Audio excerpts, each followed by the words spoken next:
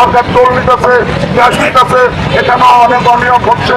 আমরা এই বিষয়ে আজকে আমরা কোনো কথা বলবো না।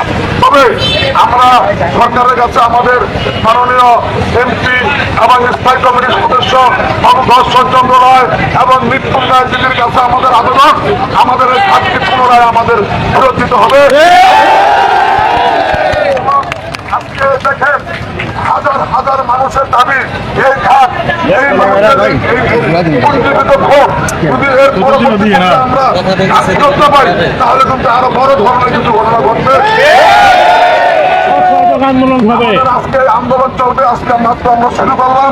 যদি আমরা বহুবার আইনপ্রতি কর্মকর্তাদের কাছে গেছি, ওনারা কাছে আশ্বাস দেয়, কিন্তু ঘাটতির মতো আমাদের দাদা ধর্ষণ চন্দ্র রায় উনি অনির্বাচনের সময় আমার সামনে ফোন করে বলছে, তারপরও তারা তার কথা সম্মানটুকু রাখে না।